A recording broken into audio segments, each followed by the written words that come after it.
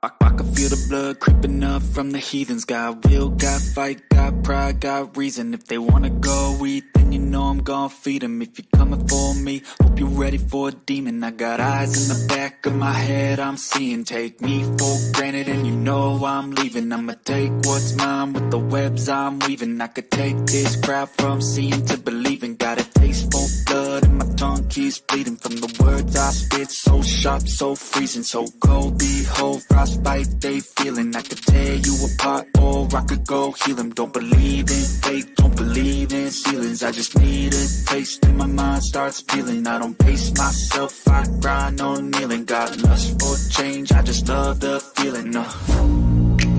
I ain't gonna give up. Got too little time, I'ma live up.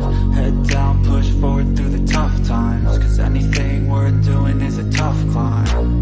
And I ain't gonna give up. Got too little time, I'ma live up. Head down, push forward through the tough times. Cause anything worth doing is a tough climb. Cause I'ma live life for the fight, yeah, I'm here to get it. I got drive, got sight, always have a vision. I go by at night, I be in my feelings. I'ma be fine, need time, and I'll soon be winning. I live life for the fight, yeah, I'm here to get it. I got drive, got sight, always have a vision. I go by at night, I be in my feelings. I'ma be fine, need time, and I'll soon be winning. I can feel the blood creeping up from the heathens. Got will, got fight, got pride, got reason. If they wanna go eat, then you know I'm gon' feed them. If you're coming for me, hope you're ready for a demon. I can feel the blood creeping up from the heathens. Got will, got fight, got pride, got reason. If they wanna go eat, then you know I'm gon' feed them. If you're coming for me, hope you're ready for a demon. What's good, everybody? It's your boy, Reckless Ray Dinero, and we are back at it again for another episode of Future Financial Strategies. Now, you will note, first and foremost, this is on a different day. Secondly, this is live. The reason being is because I just did not have enough time to do my regular recording this week. It's the old girlfriend's birthday. I had to take her on a trip. Those of you who follow me on Instagram got to see some pictures. We're still seeing some pictures. We're filtering them out slow. Of said trip, got to go hang out with the homie, one of my brothers in arms, Mike Rage, down in Oklahoma City. And I just got back, crunch for time. I got my crypto video done. I just did not get Future Financial Strategies done. And as I was doing my video last night, I figured rather than recording in here and talking to myself, I would rather do a live stream since it's not on the appropriate day. So we're going to jump into it. But first, I just want to thank all my loyal supporters and subscribers and everyone who's joined the Wolf Pack. Obviously, if you're catching this for the first time, tap on that like, tap on that share, tap on that subscribe button. But special thank you. So we're gonna give you this. You smart. You very smart. We the best.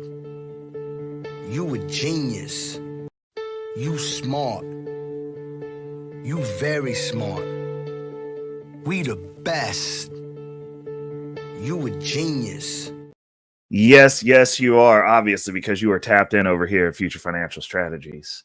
So, obviously, the topic of the video is going to be being the one. We are going to touch into that. But first, we're going to have a couple of things going on with both crypto portfolio updates and Future Financial Strategies. I have it on my punch list, my things to do list that I live by to get some official branding. So there's going to be some differentiators for each of the shows. It'll be very clearly defined. Like if you haven't noticed, there's kind of been a consistent theme for both of the thumbnails. We've got that done. I'm going to do some nice little touches for the actual production of the video to both differentiate those two videos. So it's easy for those of you who are here for the crypto stuff, it'll be easy for you to identify those. I mean, it pretty much is now, but we're going to make it even easier. And better. It's just going to be cool. It's going to be consistent. It's going to have a flow to it. But this episode, I hate you, World Class. I'm trying to have, this is not Guns and Butter, man. You can't be coming at my neck like this. It's not even 11 a.m., bro. Why are you doing this? No, thank you for tapping in. But we're gonna talk today about a very important topic that happens in, I'd say, every family that moves beyond the average. Every family that aspires to get better. It starts with one person, and I'm dialing in on that one person. I consider it the catalyst. You could call it the one. It's the person who does what's needed, what's necessary to move the needle forward for that family and, the following generations. I understand we have a very common misconception for people who aren't around people who have money that they don't do anything, that being rich is easy, that you get to be lazy, that you're no longer working. You just sit around and money falls out of the sky onto you and, you just don't do stuff. And I'd say that is a specific group of people, and it's the people who are like 2-3 generations into the wealth, where it's old money, it's just been around, that's just their lifestyle.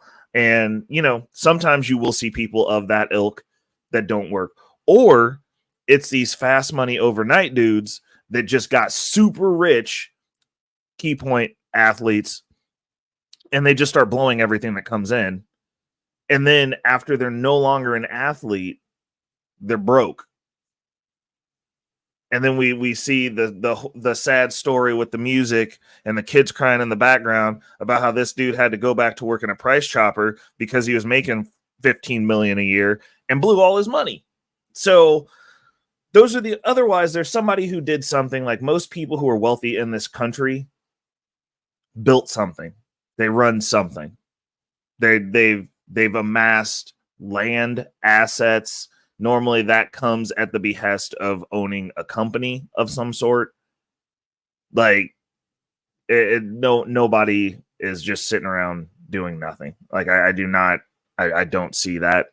I mean, most millionaires are new millionaires. Most millionaires have established themselves and built something. And also, you're not just sitting around doing nothing at just millionaire status. Like that's not real. It's not reality. But the first thing we want to posit on this conversation is what or who is the one? That is the person who says enough is enough. I don't want to just be scraping by. I don't want to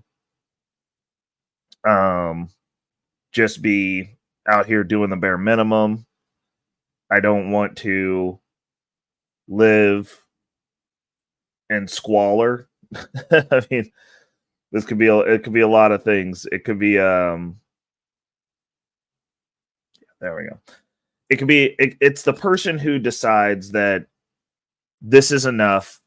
We're moving in a different direction. We're going to change the trajectory of this family. We're going to change the trajectory of this financial situation that we find ourselves in. It's the person who, good example, who drives the bus that decides, you know what? I want to own the damn bus. That guy. That's who the one is. Now, what are this person's characteristics? Hold up. Let's read this comment from the World Class. Shout out to the World Class, also rocking out in the chat with me. His mentor, first generation millionaire, second generation 6-figure earner, worked his ass off even after leaving the field. Thank you. These people think that you just get a bunch of money and go lay under a rock, man. It's crazy. It's wild in this space. Like, even the people that talk about how lavish their lives are, they're always online. They're always working. They're always putting out content. Even if you're just a content creator, that is a lot of work. That is a lot of work. It's always going to be some work. That's just what it is. Like there's no easy street. It doesn't get to a point to where it's easy. You just have a different set of problems. And some, honestly, some people ain't built for those problems. Those are actually worse problems. But the characteristics of the one It's a person who lives a life of sacrifice. Yeah, that's right, folks. I said it, sacrifice. It means that you don't get to do all the stuff. You don't get to go out as much anymore. You might not be able to just go flex on people and have Gucci belts. You don't always have the newest car. You're not always carrying a car note. You're not always getting to do the fun thing that everybody else is getting to do because you are actively building. You have other things going on. You're a little bit too busy to just be out at the club every night, posting the Instagram of all the girls twerking on you. You're not going to be able to do those things, most likely, unless your business is in the nightlife industry. That's different. But most of the cats that I know, because I know a lot of people in the nightlife, I used to be in the nightlife. Most of the people are not paid to be there; they're paying to be there. It's different set of circumstances. I had a conversation yesterday, literally just yesterday, in regards to this exact thing. They were talking about how it's so much harder now to buy houses. It's so much harder to do this. It's so much harder to do that. And like back in the day, their income was the equivalent of $88,000. And my response was, well, there has to be an intent. And honestly, I'm not looking for excuses. If you are able-bodied and you do not have a medical condition which has you shoveling off thousands of dollars to continue to stay alive. Like you could not buy, because like most of the people who posit that argument are wearing Jordans. They're wearing expensive designer clothes. They look wealthy. They're driving a nice car. They got rims. They got a stereo system. They've got all the things that a wealthy person who's done the work may or may not have, should they be interested in that. They've got all the things, but they haven't done the work. And then they're complaining that they can't get the bigger items that require more diligence, more discipline, more financial acuity. And I'm not saying that it's easy, because now that we're in this hyperinflated market and you're competing with BlackRock because they want you to rent forever, because they want you to be a peasant forever. I'm not saying that it's not more difficult. What I'm saying is it's 100% possible with the intent. If you're living with five, y'all living 4 and 5 deep anyway, as it is, you got 2 and 3 roommates. Why can't one of you get your credit together and then get a mortgage, and then all you guys move into that house and then rinse and repeat until you all can own property? You're already having to have roommates to pay rent. You could have some semblance of control over said rent if you guys put your heads together, because you're all there already. Fix y'all's credit and start moving in lockstep. Like, you could all have houses. You could all be put in position at that point. I know that strategy works because I've done it. But you guys just want to rent and complain. And now you're going to be in a situation where you could potentially be renting and complaining forever. It's like, what are you going to do? You got to solve for the problem. You've got to be willing to sacrifice. You've got to be willing to sit down and go, cool, for the next 12 months, I'm getting my credit ready. I'm setting a plan. I'm setting X amount of money aside. This is how I'm saving this money so that I can still at least preserve the buying power of these dollars. So you don't want to save cash. You figure out a way to save in the market or another asset that's going to hold value that you can then cash back in to make the transaction to purchase a house. Yeah, I'm going to save up this down payment. I'm going to keep moving forward with what I got going on here. And then we're going to get into a situation where we're dealing with a mortgage, which you have more control over than the rent. But the gurus are gonna tell you that you should be renting indefinitely, which is crazy. It's crazy to me. It doesn't make sense, considering that these larger establishments are trying to make you a renter class of people who can never buy property. Like, ever. At all. You just rent forever and then you die. You keep paying bills, and now you're even more indoctrinated into this system and more of a slave to this system than you already previously were, with no control, because they'll raise your rent at their behest and you will pay it, or you will be homeless. You get to rent, or you get to live outside. Those are two options. So you either are going to sacrifice and make the moves now to move that needle forward. And I'm not saying that everybody has to be a billionaire, everybody has to be a millionaire. 18% of the people in the US are millionaires. 18%. It's not a lot. That doesn't mean that you don't try to get as far into that side of things as you possibly can. That doesn't mean you don't make the financial decisions. Oh, you made it. The Wise School made it over to one of my. This is a shame show right here. So I didn't get to upload my stuff. So like I decided to do it live because it's very boring. You know, recording these in here just by myself, talking to myself, it's kind of weird. So I figured I'd do it live and, you know, talk to you guys. I can at least get some feedback as I'm over here ranting to myself. Cause like normally it would just be me in here talking to myself, but now it's me in here talking to you. I feel less narcissistic right now. But back to what I was saying, you're going to pay either way. Like if you want to have a lax life now, as you get older, your life will be hard. In the current economic system that we live in, there is no, you're most likely not going to be at a job for 30 years. You're definitely not going to have a pension. 401k wasn't set up for what they're telling you it's used for. So you're going to have a hard life. You're going to be a door greeter, or you're going to be getting slapped up by robots in the future. Like, I don't know how that ends, but like not doing the work early means that you get to do the work later. Like the work is getting done either way.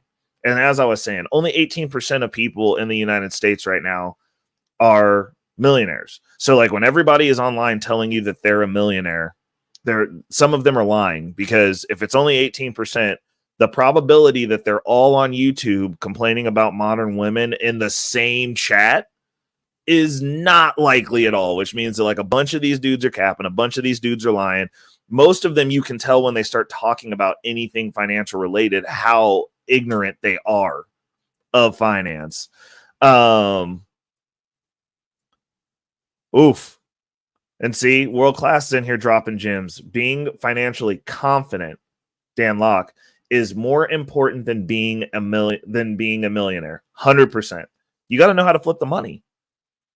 I mean, you can do a whole lot with a lot less if you are financially literate, financially confident, know what to do with money, know how to maximize your money, know how to increase the velocity of your money to build wealth.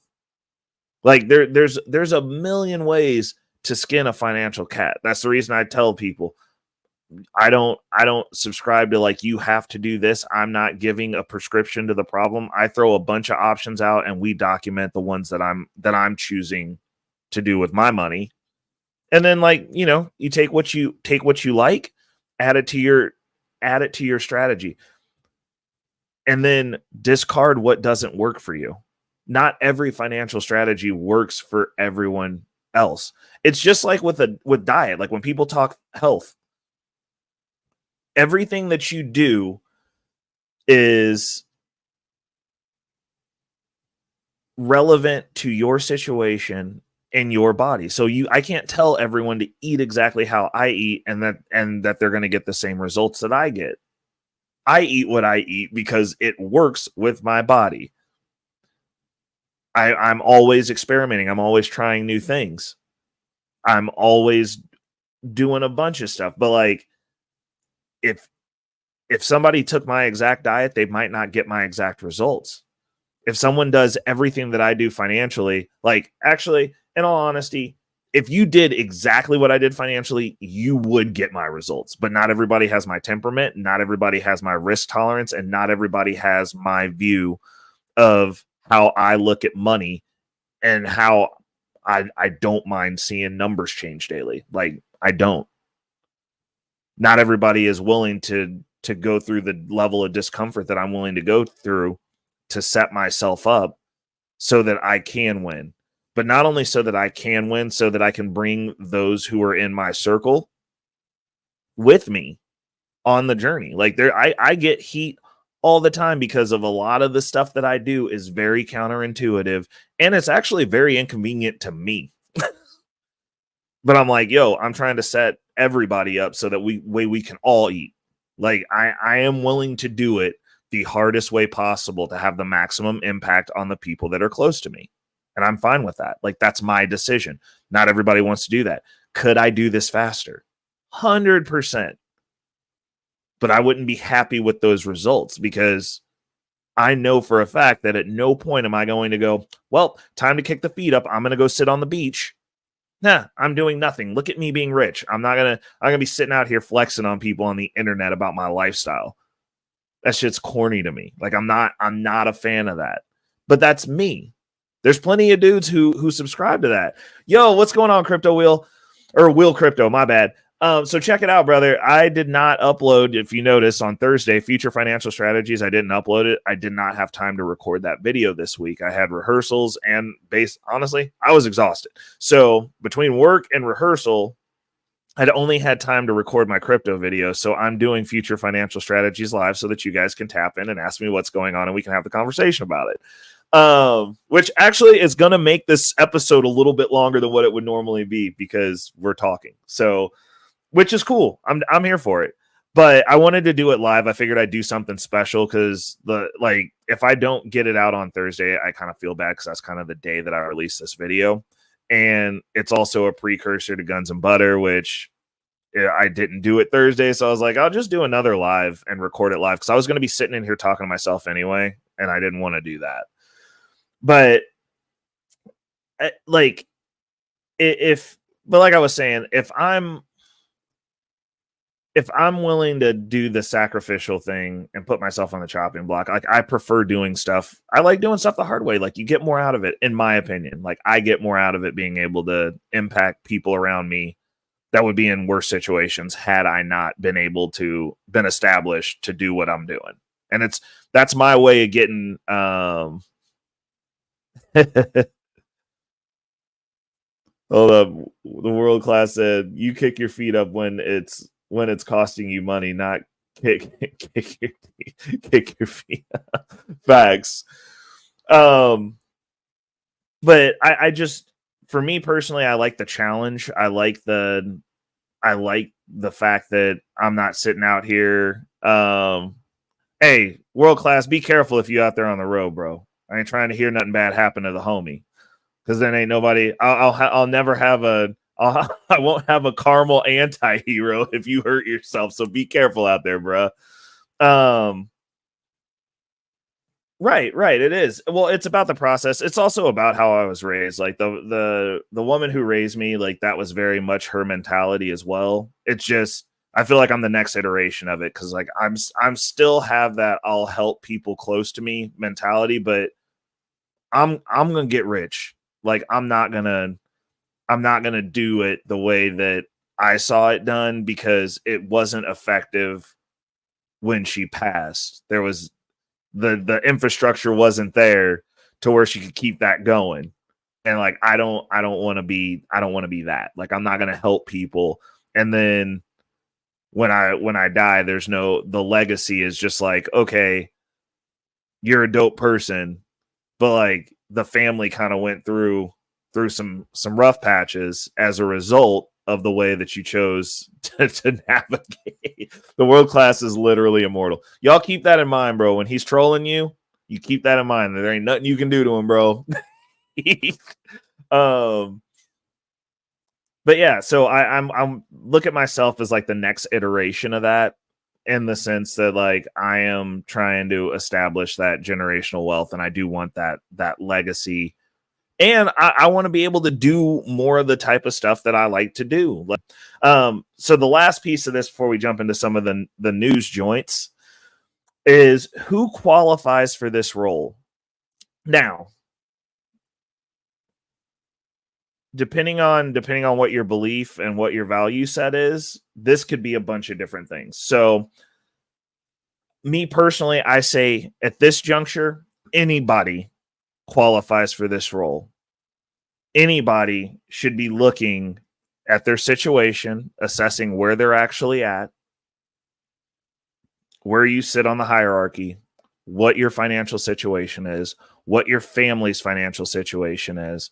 And if it's not where it needs to be, if it's not in a state that it can survive the financial warfare that's being thrown upon us as American citizens, as citizens of the world, if you guys can't navigate how you need to move around, and you're talking about having to sit here and fight with dudes in dresses and melee battles in the streets as these cities collapse, as these communities become more brolic, more violent, then you need to start looking and going, hey, if nobody else is looking at this for what it is, then maybe you need to start looking at it for what it is and start making the moves that are going to be necessary to set yourself up, to set your family up, to be in an optimal state, to be able to navigate how you need to navigate, to get out it, to either sidestep this or insulate yourself for when they come to try to take everybody's stuff,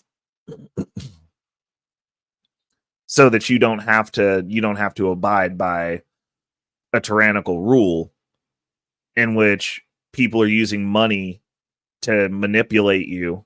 People are dangling carrots in front of your face and telling you they'll pay your college debt back to manipulate you into voting for things that aren't in your best interest, to vote for things that harm you. It's really hard. It's really easy to control a peasant.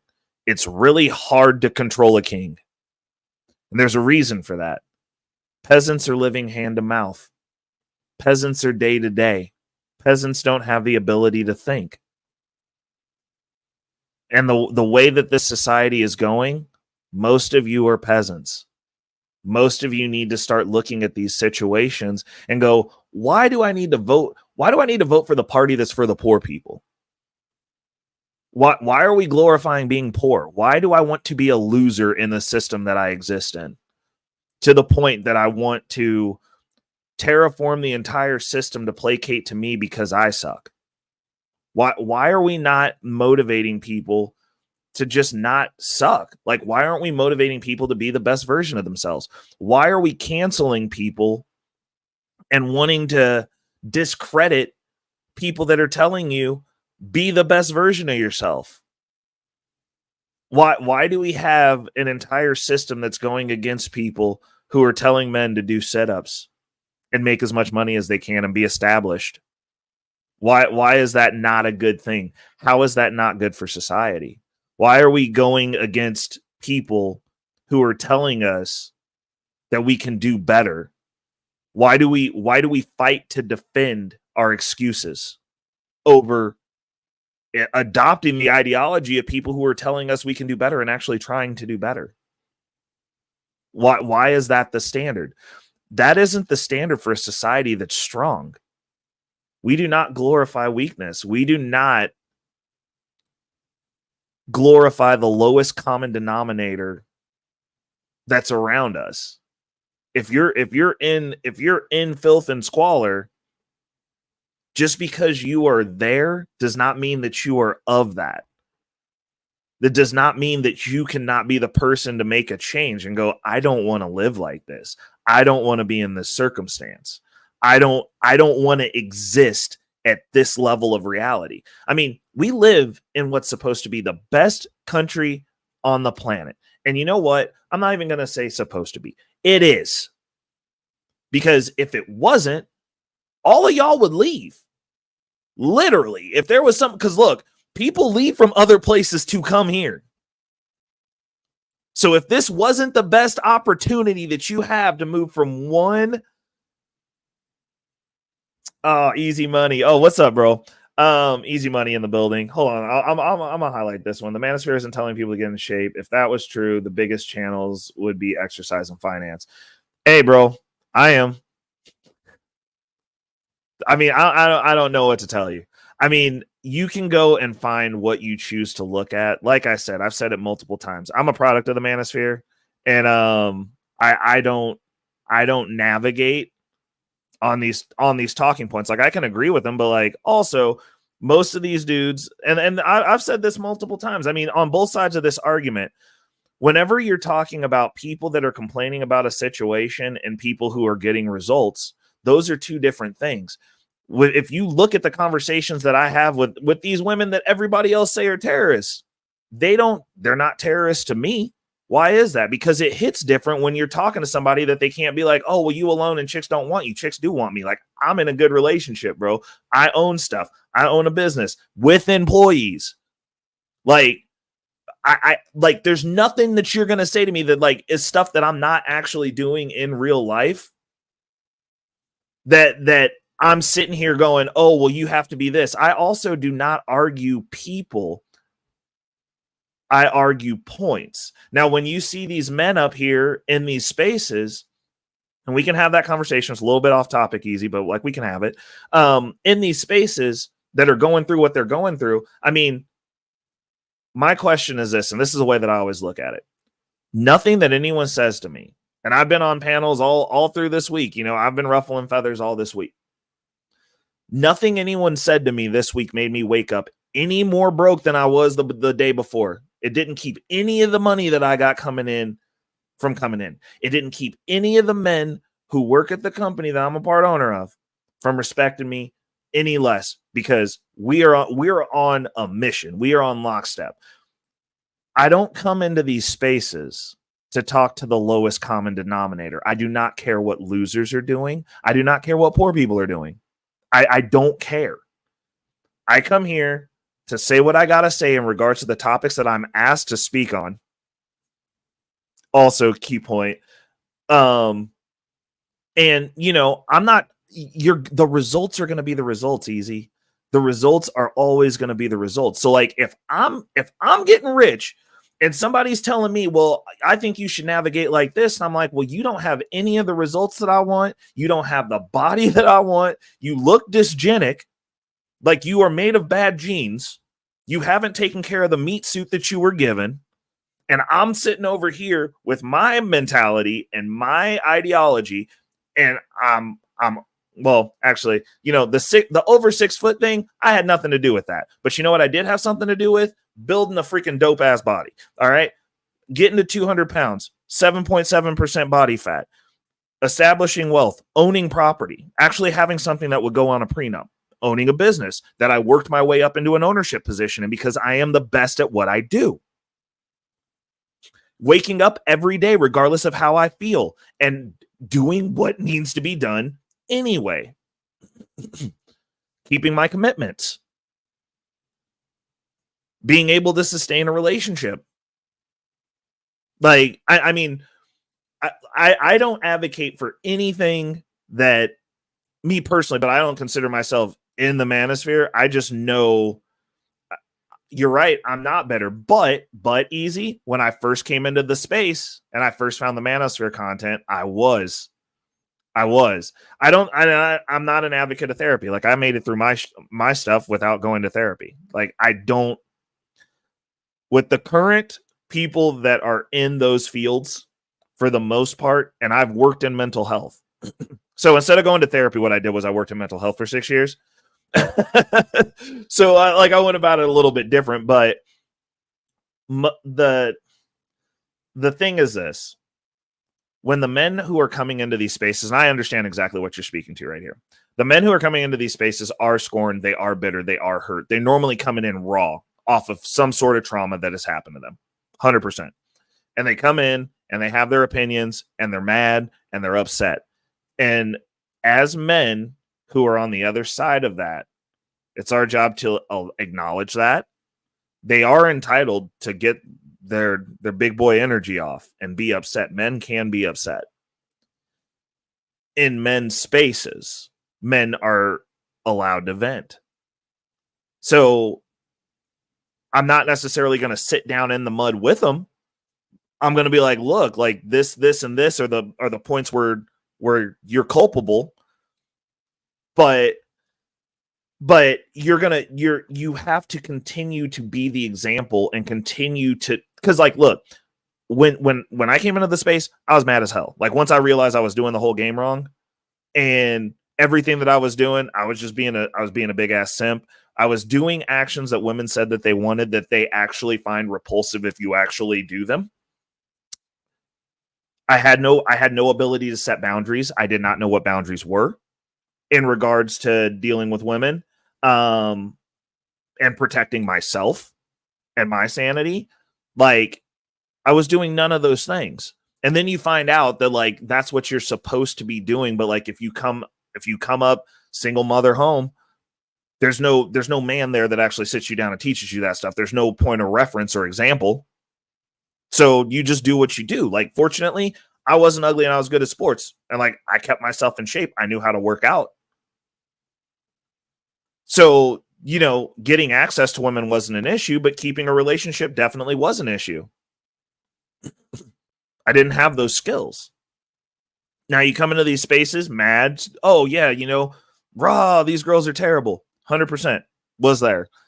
And then you start realizing how women function and you're like, oh, I just wasn't playing the game right. Like once you get the rules, the game changes. You go, oh, okay. So like the women will say stuff that they want that just sounds good. Gotcha. They don't actually want that. Gotcha. Oh, protection provision. Like, okay, I got the protection part down. My finances are messed up. Oh, okay. Now, I'm not saying that you should do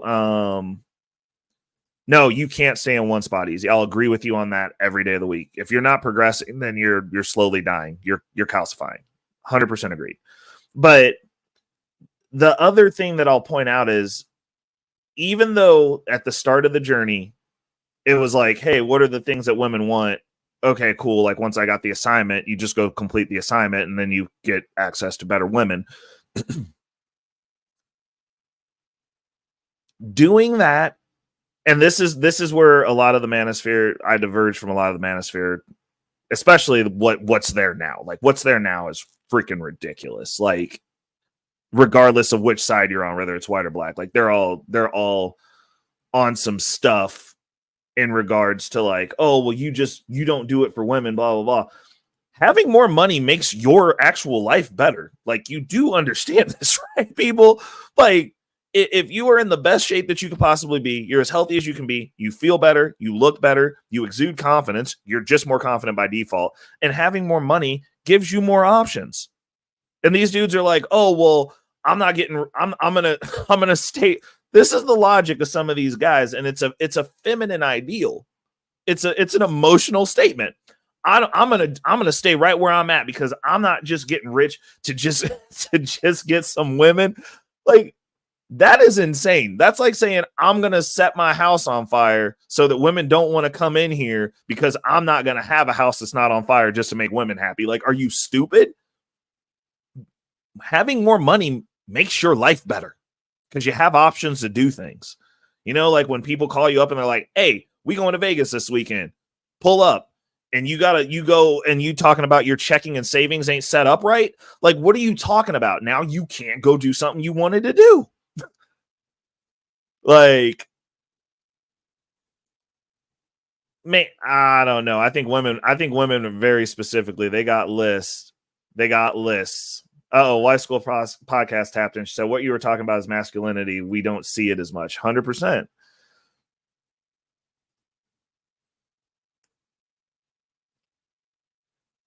Easy, I agree with you, but the men. Okay, so to your point, I want to read what he said for the people listening. Easy Money Jones, shout out to you, said, to your point, women will talk about what they want, but choose men that don't fit that. Men will just take every woman that comes their way. You have to have some standards. You know what? I can't argue that in the sense of like what you'll play with, but like what you'll actually marry. Like men will take any woman that comes their way just for physical pleasure. Agreed. Because men are gross.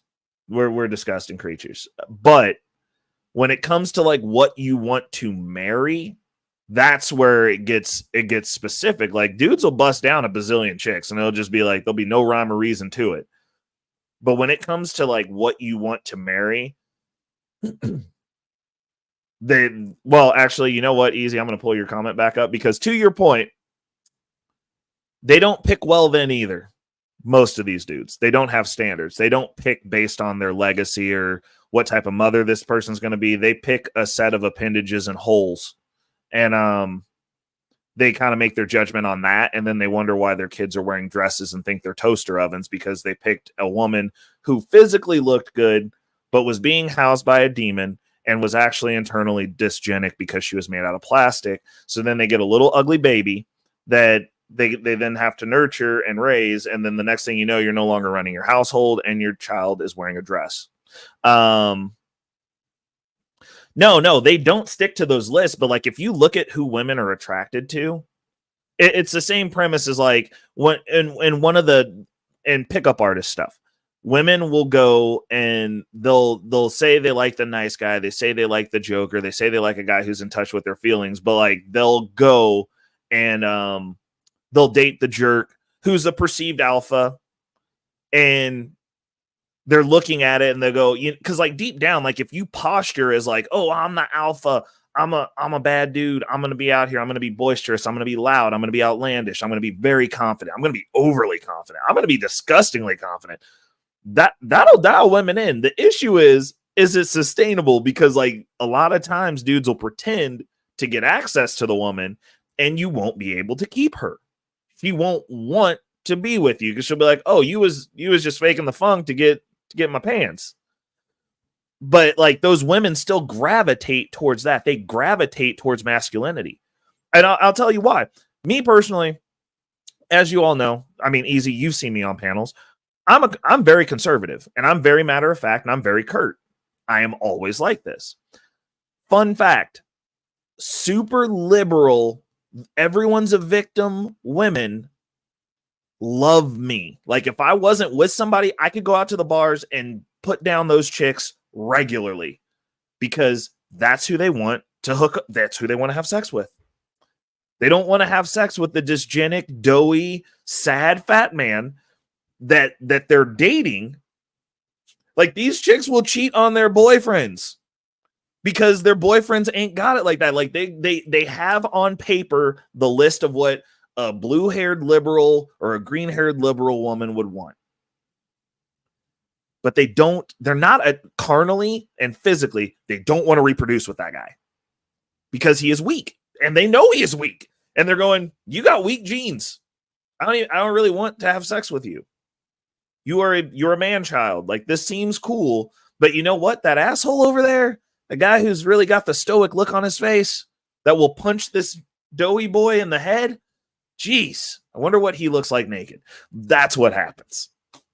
Like, and especially once you see you're dealing with somebody like me who's got his stuff together and has some money. I ain't there yet, but like, it's noticeable that I'm moving in a certain direction. Like, it's game over for those dudes. Like when I go out with my chick, I get hit on by other chicks because they're just like, Jesus, that guy, the hell, how'd I end up with this guy? Like, I want one of those. Like, it's just, it's what it is. And, you know, I'm an advocate for everybody being the best person the best version of themselves. Like it's just what it is. Wife School Podcast tapped in. She said, money is a defense. Even in the Bible, men need money, women need money, kids need money. Ray is trying to emphasize we need that generational mindset. 100%.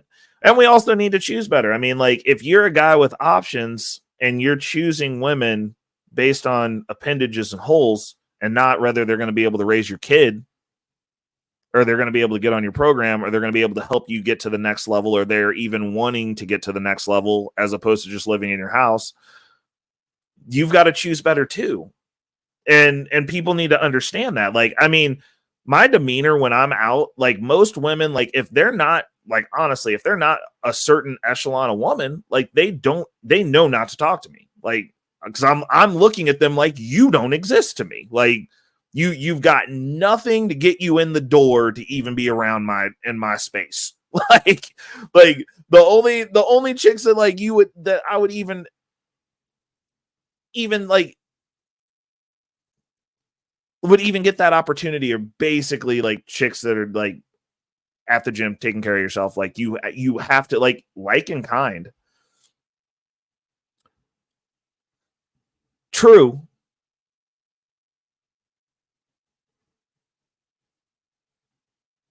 It depends easy. Like if you out at the bar and she out at the bar, man, I mean, it gets you in the door, obviously. Like you can't be a box of rocks unless it's a chick that is looking at a box of rocks as something that she wants, and it's just purely physical. Agreed. I think that if you have one piece of it, like you should be a whole person though. Like I'm not advocating for just going and getting buff like them. You know how many dudes I see at the gym all the time that are constantly up in the gym, constantly alone, and like all their whole personality is the gym because all they do is go to the gym. They go to the gym. They look like they go to the gym. They got the gym body. These dudes can spend all this time stacking and doing all this stuff, dude. I saw a bodybuilder yesterday at the gas station. This dude was impressively jacked. He looked like a pro wrestler getting into a beat up Buick. I'm like, how are you that big and broke, dude? Like, I don't understand. Like, because people overemphasize on one thing. It's the same premise as the dudes who go get money that are just built like dysgenic sacks of potato. Like they built like potato sacks, talking about women need to submit to me. I make six figures. Like, no one wants to submit to a potato sack, because if I show up, I'm gonna knock you over. You're gonna be rolling around on the ground. The potato's gonna go everywhere, and you're not gonna be able to get your stuff together. And I'm gonna take your chick. I'm gonna throw her over the shoulder like a freaking Viking. I'm gonna run away with her, and you ain't even gonna be able to catch up because you can't run. Like, because all you did was get money. Like, you have to be a human. Like we zero in on this, like, oh, I'm just gonna do this one thing and then women will like me. Like, no, they won't. They will not. It's ridiculous. It's an ignorant thought process. It's super stupid. Happy Friday, Nina. Welcome to the chat. Like, I mean, you have to be a human. You have to be interesting. The other thing is, even if you are human and you are interesting, that doesn't mean every single woman's going to like you. Like, people don't have to like you. You could just be, bro, you could just be repugnant to somebody. Like, I dated a chick one time, like a long time ago. And like, I just, like, literally, I just didn't, like, we just did not click. Like, she was cool. She was a nice person. We just didn't click. That wasn't my person. Like, that's not a hard feeling scenario. Like, and like, I've dated chicks that like just didn't click with me. That doesn't make them bad people. They just don't like my ass. Like, it's totally fine. Totally fine. But the deal is, if you're on your square, you will have a pick of women that will show that they are interested in you, and you will be able to choose from those women. Like, you'll be able to hold up, let me get my peoples in here. Let me get y'all some wrenches. I didn't realize that I don't normally do lives on this channel, so like I got to get y'all hooked up. But I don't see people who have all those options. Like, if you're just freaking out over the one chick that don't like you, like, you have a problem and you probably need to go talk to somebody if you got options. But that's the reason when it comes to those people who are being catalysts, like, now it is, in certain instances, some women are going to have to be the catalyst in their family to move that needle, to get it started, to get that conversation started. Me personally, I as a man who is functioning as a man, like, I put that burden on myself. But it's going to have to be everybody at this point. Okay, so Jesus, we have 51 minutes. You guys did get me over here a little bit longer. So I got a couple of news stories that are financial related that are important. So the first one is, actually, I'm going to do all of them since we actually have people here. I didn't think this many people were going to show up for this, so I'll go ahead and add in my last one. There we go. Cool. That's a good link too. Okay, so the first story that I want to go over, and this is just going to be me up here. Yeah, absolutely. Wife School. I got you guys, because you guys rock with me over on the other podcast. Me and Easy go back and forth all the time, but I think I've never actually gotten an opportunity to speak with him, but I've seen him on the panels, and like I don't inherently disagree. I mean, I just think we got different pushback and different perspective, but like I think that the conversation that he adds and the context that he forces you to get out, those are good things. So like I definitely want to make sure you guys are around. I appreciate y'all. Oh Jesus, hold up a second. Nina doesn't have a wrench either. I think maybe maybe I gave her a wrench on the other one. Okay, sorry Nina, you get a wrench too. Because my peoples get a wrench. Like Nina's been rocking with me since she found my channel. So but so check this out. Okay, so news. So central banks across the world, the globe, have been increasing their gold reserves in the past. It was 15 months, but this was like, I think it's like 17 months. This is a little bit old. I've been holding on to this story. And reason being is BRICS is forcing people to, the BRICS Associate Alliance is making people have to use sound money, which means it has to be backed by something. And yeah, so I think as more nations join BRICS, if you're not familiar with BRICS, it's BRICS. There's a bunch of countries that don't want to mess with the American dollar no more. They're tired of us bullying them with forcing them to use our money with guns. And they pretty much have it seems like one of those you can't kill us all scenarios. So all these countries are flooding in and they're like, we're going to use sound money again versus the American dollar. Yeah. Globally, people are pulling away from the dollar, which is one of the reasons that I'm so adamant about the personal finance acuity and crypto. Like it's just what it is. Like this is not going to end well for the people who are putting their head in the sand and not on their stuff. So that's a quick hit one. The next quick hit one is, this was an interesting one that I found. Indian founders are opting to store money in banks in India over the United States. Now, think about that for a second. They're not keeping their money in the US. They're putting it in the banks in India because they don't trust the banks here. That's a pivotal mindset shift in regards to the US banking structure and its stability and its 100% Nina, they are tired of us spreading democracy. Like, what's really funny is that like we spread democracy and we tell everybody we're spreading democracy and we don't have a democracy. We have a republic. We are a republic. So it's like, we're like, hey bro, like do this thing that we're not doing. Also, we'll kill you. Like wild. It is wild. So they're putting their money in the Indian banks versus keeping their money in the American banks. Like obviously, after the couple of bank collapses that we've had, I would be worried too. Like I'd be like, well, if banks in India aren't actively collapsing, then maybe we put the money there because the money is safer.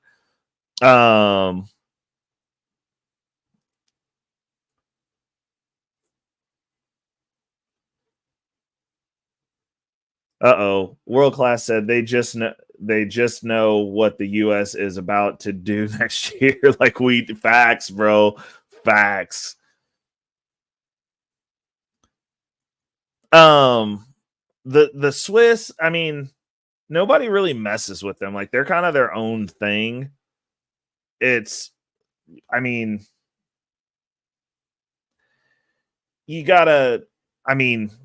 just got our credit downgraded, our credit rating as a nation. Like we're like a lot of US is getting beat on right now from a macroeconomic perspective. It's crazy. So here's the last quick hit, and then we're going to jump into a couple of these links that I got pulled up. JP Morgan Chase lost $75 billion in institutional deposits as customers demand higher yields. Now, this is something that I actually saw. Like I got a notification from my bank that I'm my Citibank account, because I'm in the process of getting my private banking relationship set up with them, because I just don't believe in having a bank if you're not getting something out of it. And the only way to not get treated like a peasant is to have a private banking relationship. Reason being lower fees, no fees. They give you a bunch of wealth building services for free. You get preferential treatment when it comes to qualifying for loans. Most of the time, they pull your stuff one time. You just call somebody and tell them you need money. Your interest rates are also lower than the general public. I want all that stuff. I want all the nice things, all the nice private banking things. Also, you should probably be asking your financial gurus that are also rich why they're not telling you about private banking relationships. Why isn't that a conversation for them? Because if you're rich, that's the next progressive step, because having a private banking relationship, the bank actually helps you get richer for free. But I digress. You know, it's what it is. The guru's out here just telling you what to do. So yeah, JP Morgan, they're moving their banks. So everybody's just looking at those yields now. Easy Money had a good one. Easy Money Jones said, I'm connected with countries pulling away from the dollar. I can see the rest of the world being concerned with the instability of our government and overall reliance on foreign entities, OPEC, etc. Oh, yeah, solid point. Well, it's not only that. It's like we're not nice about how we impose on people. Like, people are sick of it. Like, it's like, if you don't want to play ball with us, like, we'll just come invade your country. Like, like, you're going to use these dollars or else. That's not a good monetary policy. It's really not. But, you know, like, here internally, everybody's moving around looking for higher yields for,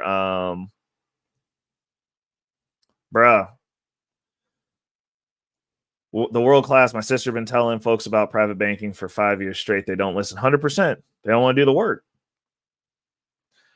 Well, so the Wife School podcast, you can do that as well, but the reality is this: even if you're your own bank, you still got to pay bills, you still got to do this. Like, for me, if I'm going to have an account set up at a bank, like I have my credit union bank account, that serves utility if I need to get access to some cheap money.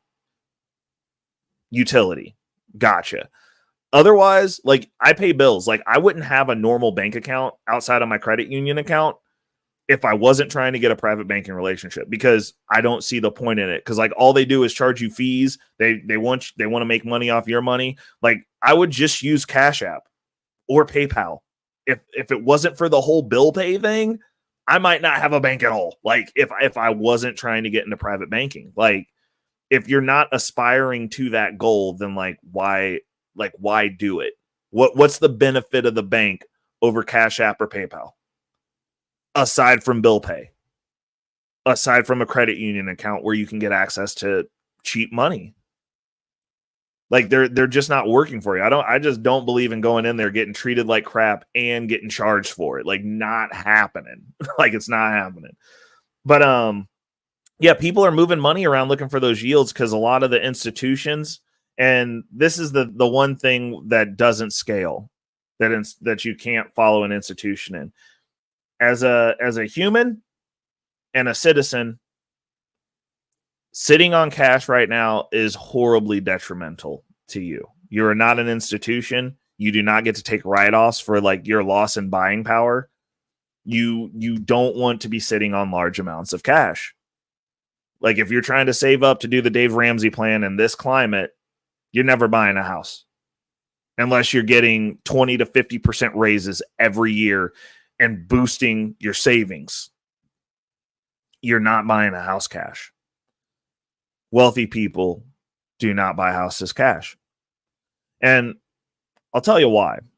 Because even at under 10%, I borrow money all the time to buy assets. The way that my finances are set up, and we went over this a few episodes ago, one of the things I do that's very counterintuitive is I'm getting myself to a point to where all the loans I take are going to be taken to buy assets. and I'm going to procure them out and look for stuff under 10%, and I'll just buy Bitcoin, or I'll get into the further into the crypto market because I know I can clear 10%. Easy. Like that's dumb throwaway money for me. 10% ain't real. Under 10% is not real to me. I'll borrow that money all day and just keep taking it. You're going to give it to me? Bet. And I'll put it in assets. I don't borrow money to buy stuff to tell you that I got a Tesla or whatever on internet. Generally speaking. Now, will I take a car loan? Absolutely. But I pay most of my car loans back within 36 months. And I'll get them set up for the lowest payment I can, and I pay it back in 36 months because for me, borrowing money means that I get to keep most of my money in the market. So I do utilize car loans. Like there's like, oh, why wouldn't you pay cash for that? I'm like, cause if I can make 200% off that cash, why would I not go get a loan for 6% and keep the cash in the market, getting the 200%, and then just use the money off that to pay the car back in 36 months after I've made about 200% on it.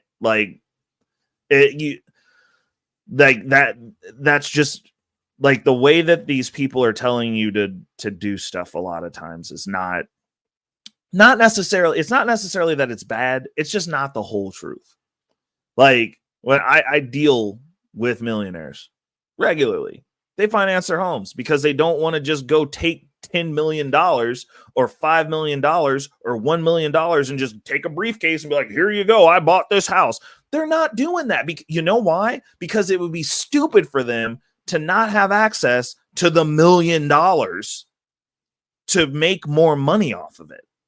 Like, because if you put it in the house, now that money is gone. That is stale money because you don't eat your house. It's stale money. Now you've just put this money in a spot where it's stale. Like it just sits there. Okay, cool. And it's going to get like what, 6% a year? Cool. In growth. But you could have taken, if you have that lump sum of money, you could have taken that, put it in the market. The S&P 500 averages 10% a year. You're getting 3 to 6% a year, making it stagnant in the house. If it was in the market, you get 10%. You're making less money. And you can't use the liquidity of it. Like, I mean, obviously you can leverage your house, but you can also, another fun gem for you guys, you can leverage your stock portfolios. Another thing rich people do. You can borrow against your stocks, folks. Just saying. Why hasn't your guru told you about that? The hell, dude? How's this random idiot on the internet know more than all your financial gurus do? That's crazy. But anyways, like it's funny what the things that slip out when you're actually around money and actually know how money works. It's crazy. Just those were 2 throwaway gems. I might have to clip those down into shorts. But yeah, so now we're gonna get to the interesting thing. I got a list, and I hope none of your banks are on this list. I got a list for you. We're gonna share the screen. All right. Now, Moody's just downgraded 10 more banks. And apparently Maui's on fire. Wow. Okay, so Hawaii is on fire, folks. You're not hearing it here first, but wow, that is terrible. They're evacuating people on helicopters in Hawaiian shirts with golf. Oh Lord, that's unreal. Okay, so Maui's on fire. Another thing, can you move away from the fire?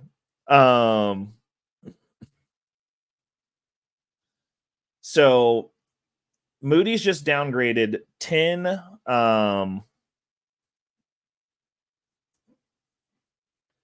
let's go to the list. Okay, Moody's just downgraded 10 banks, their bank ratings. So hopefully none of you are banking at these banks. If you are, hopefully you're not sitting with a bunch of cash in the bank because we don't do that around here. That's not a good idea.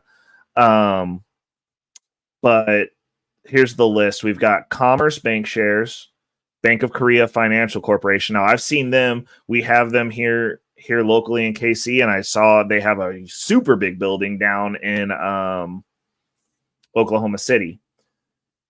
M&T Bank Corp, Old National Bank Corp, Prosperity Bank Shares, Amarillo